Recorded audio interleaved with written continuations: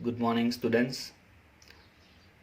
FY બીકોમમાં sem 1માં જે આપણે સ્ટેટમાં ચેપ્ટર નંબર 4 સંખ્યાકીય ગુણવત્તા નિયંત્રણ સ્ટાર્ટ કરવાના છે. આ પહેલાં આપણે ચેપ્ટર નંબર 2 ગુણાત્મક માહિતીનું પૃથ્થકરણ પૂરું કર્યું, જેમાંથી યુનિવર્સિટીમાં 20% 20% પૂછાય છે, જ્યારે ચેપ્ટર નંબર 4 આ ચેપ્ટરમાંથી 30% પૂછાય છે. અગાઉના ચેપ્ટરમાંથી 20%, જે ચેપ્ટર નંબર 2 આપણે પૂરું કર્યું તે. હવે ચેપ્ટર નંબર 4 સંખ્યાકીય ગુણવત્તા નિયંત્રણ, જેમાંથી કેટલા ટકા? 30% યુનિવર્સિટીમાં પૂછાતું હોય છે.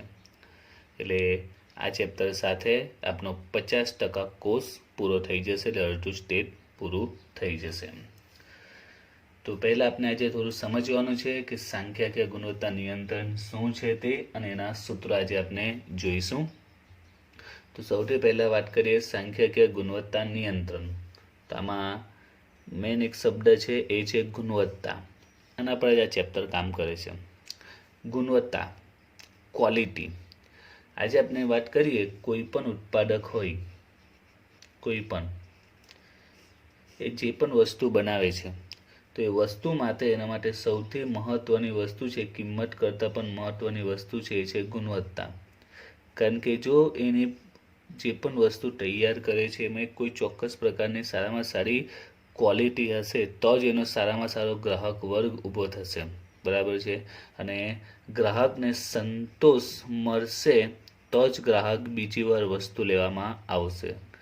અને ગ્રાહકને સંતોષ ક્યારે મળે? જ્યારે એમાં સારામાં સારી ગુણવત્તા હોય, અને ખર્ચ પણ, એટલે કે વસ્તુની કિંમત પણ, એ પણ કેવી હોય? વ્યાજબી હોય.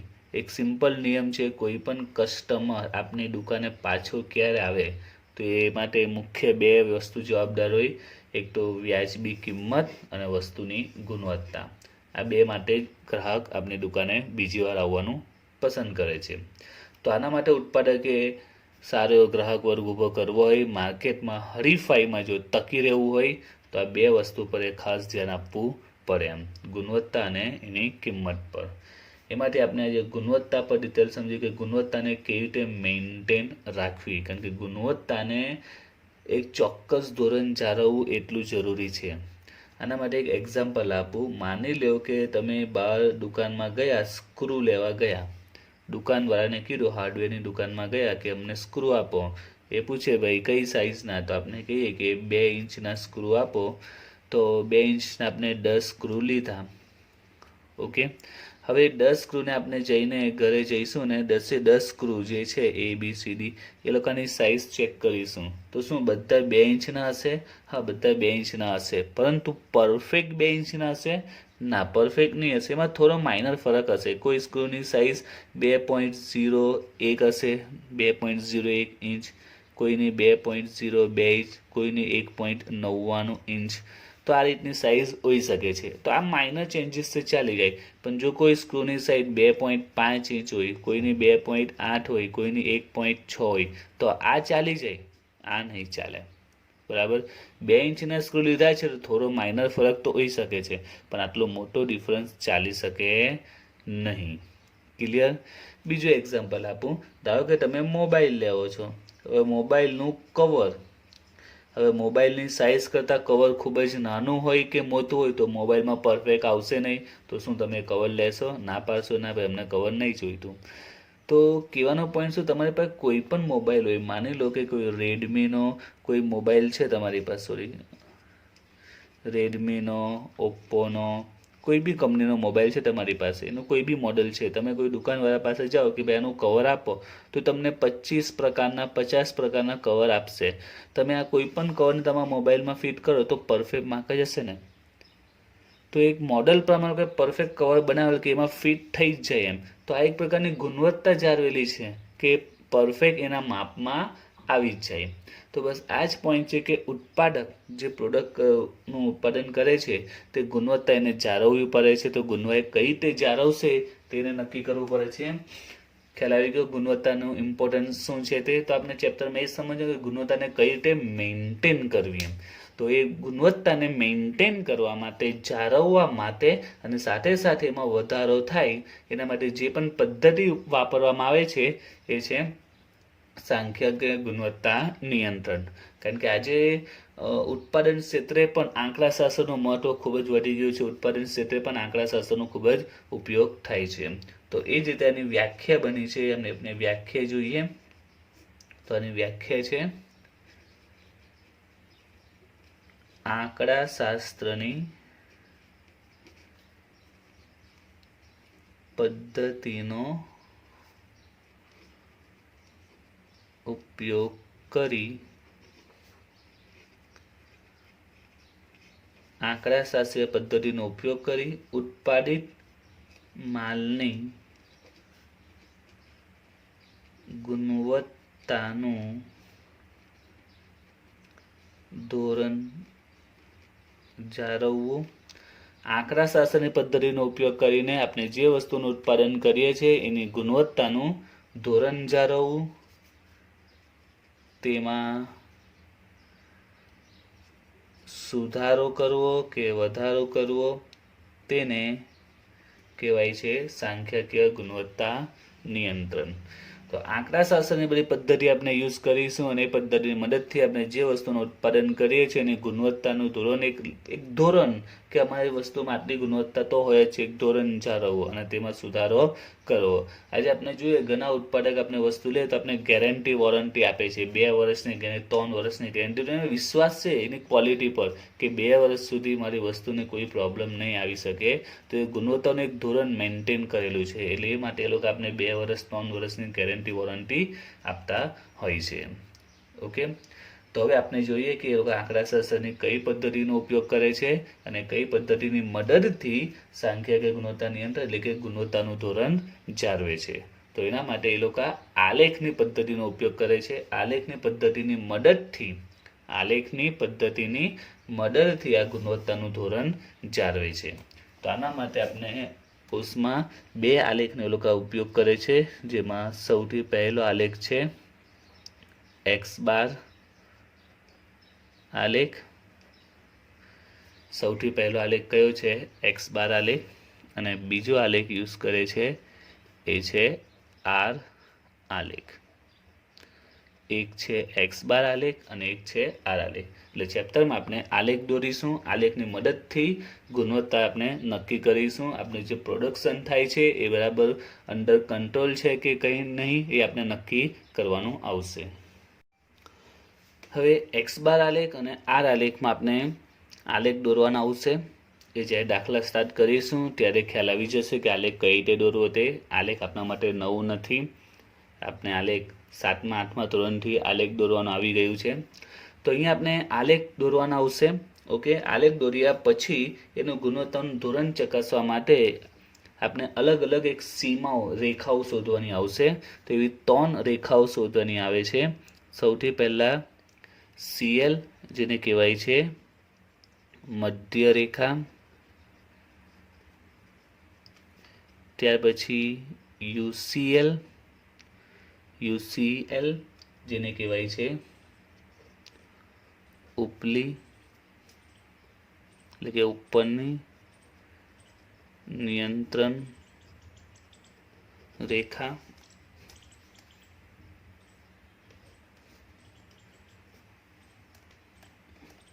એના પછી LCL જેને કહેવાય છે નીચલી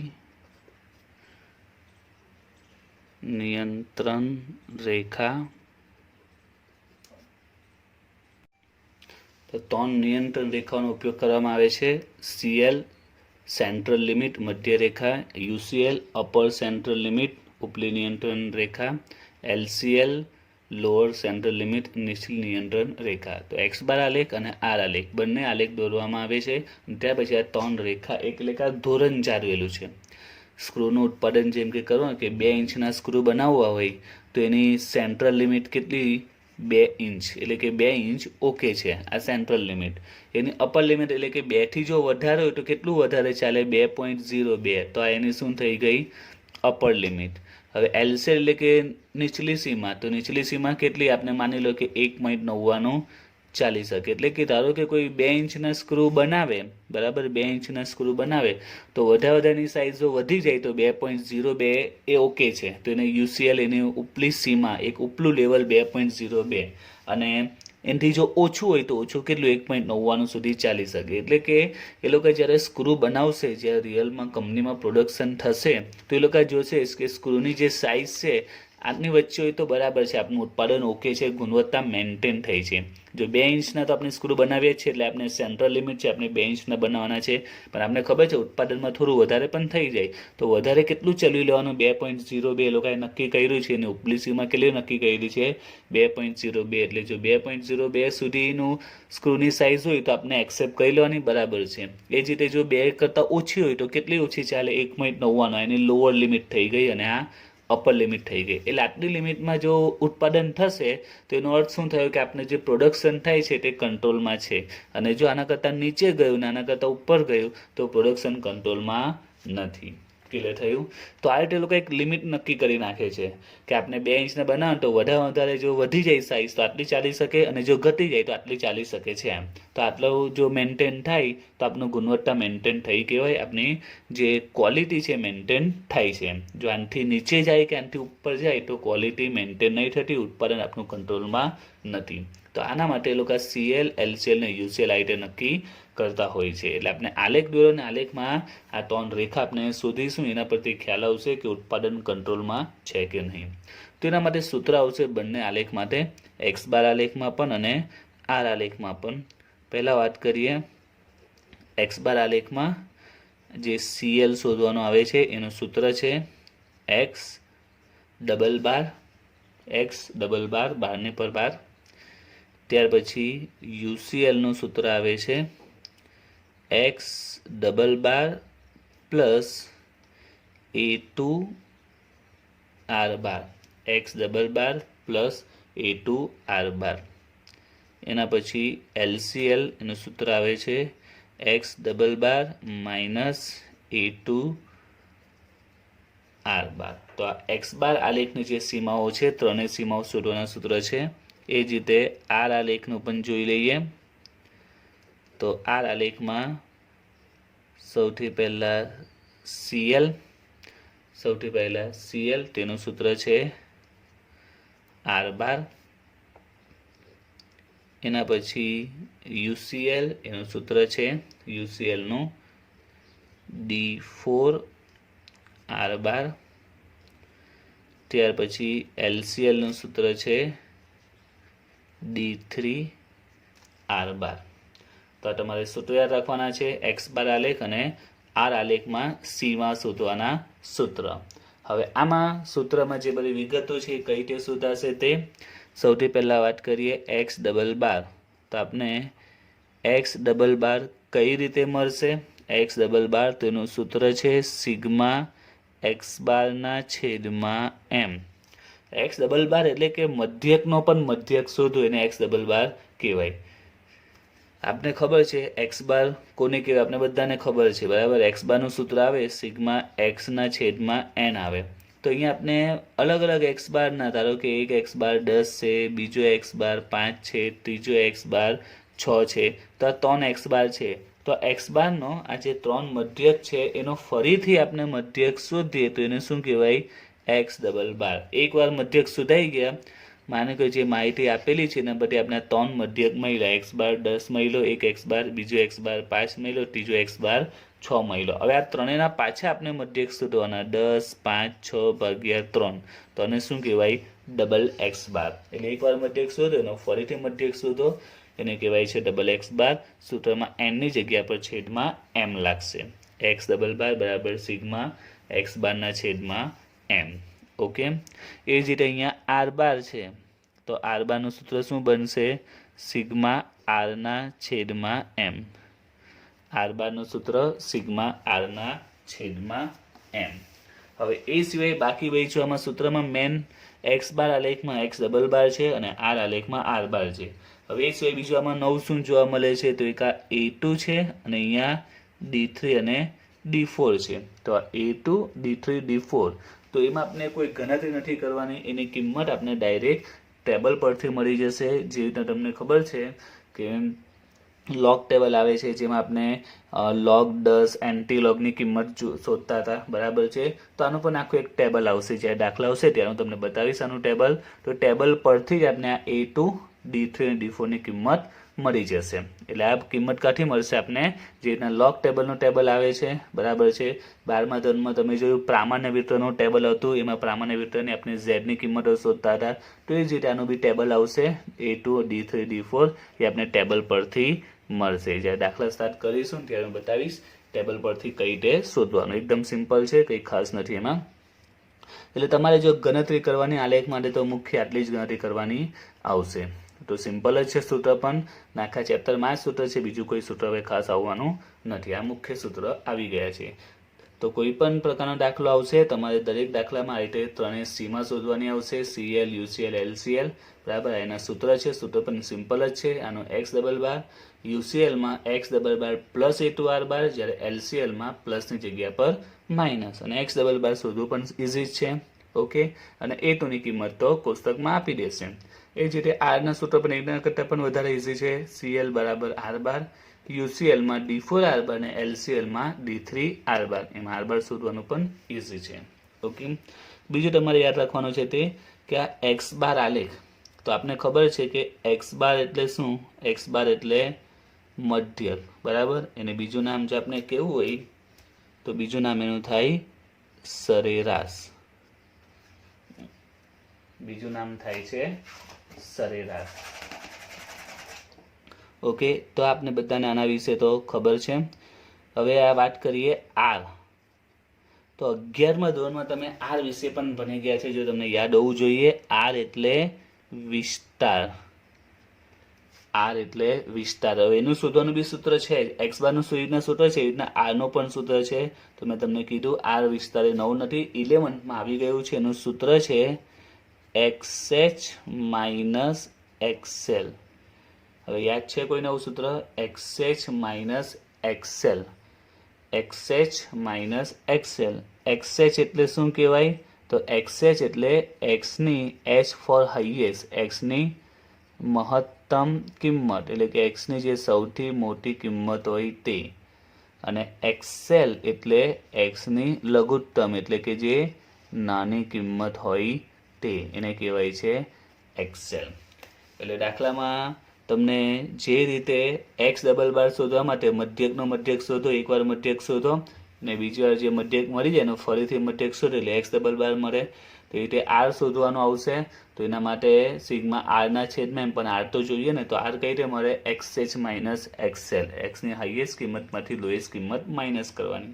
દાખલામાં તમને x ની કિંમત આપશે 10, 12, આ રીતે અલગ અલગ કિંમત હશે. હવે તમારે જો R શોધવું હોય તો આનો R કેટલો આવે? સૌથી મોટી કઈ છે? 15, અને સૌથી નાની કઈ છે? 10. 15માંથી 10 માઇનસ કરો એટલે કેટલા આવશે? 5. એટલે આપણે R મળી જશે, બરાબર. તો આ રીતે અલગ અલગ એક્સની માહિતી હશે, બધાને આપણે R શોધવાની આવશે. તો સિમ્પલ છે R શોધવાનું પણ. એક્સની મોટી કિંમતમાંથી નાની કિંમત માઇનસ કરવાની, એટલે સૂત્ર છે XH માઇનસ XL. ક્લિયર થઈ ગયું? બરાબર છે. તો તમારે સૂત્ર બધા યાદ રાખવાના છે. X બાર આલેખના સૂત્ર, R આલેખના સૂત્ર, ત્યાર પછી X બાર ને R બંનેનો મિનિંગ યાદ રાખવાનું. ઘણીવાર દાખલામાં કે સરેરાશનો આલેખ દોરો, એટલે કયો આલેખ કહેવાય? X બાર આલેખ. ઘણીવાર કે વિસ્તારનો આલેખ દોરો, વિસ્તાર એટલે R આલેખ. તો બી પ્રશ્ન પૂછાય છે, એટલે આ બી યાદ રાખવું જરૂરી છે. R એટલે વિસ્તાર, R એટલે શું કહેવાય? વિસ્તાર. અને X બાર એટલે સરેરાશ. તો ઘણીવાર આવો બી શબ્દ કે સરેરાશનો આલેખ દોરો કે વિસ્તારનો આલેખ દોરો. મોટાભાગે પરીક્ષામાં બંને આલેખ સાથે જ પૂછાય છે. X બાર ને R ઘણીવાર સાથે પૂછાય છે, પણ ઘણીવાર એક સિંગલ બી પૂછાય, ફક્ત બેમાંથી એક પૂછાય અથવા બંને સાથે પણ પૂછાય છે. ઓકે, તો નેક્સ્ટ વિડીયોમાં આપણે આના દાખલા સ્ટાર્ટ કરીશું.